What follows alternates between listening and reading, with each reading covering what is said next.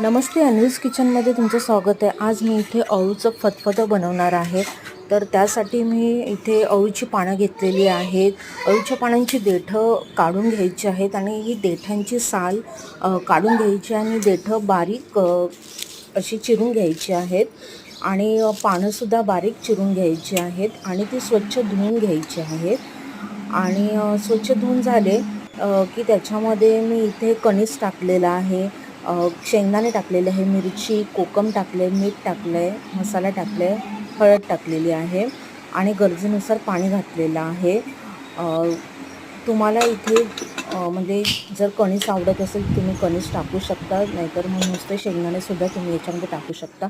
आणि याच्यामध्ये 3 ते 4 शिट्या करायच्या आहे। आता मी टोपामध्ये याची फोडणी घालणार आहे। जिरं घातलेलं आहे, मोहरी घातलेली आहे, लसूण घातलेला आहे, हिंग घातलेला आहे आणि हे अळूचं खतखतं आहे ते मी आता इथे घातलेलं आहे आणि आपलं हे अळूचं खतखतं इथे तयार झालेलं आहे।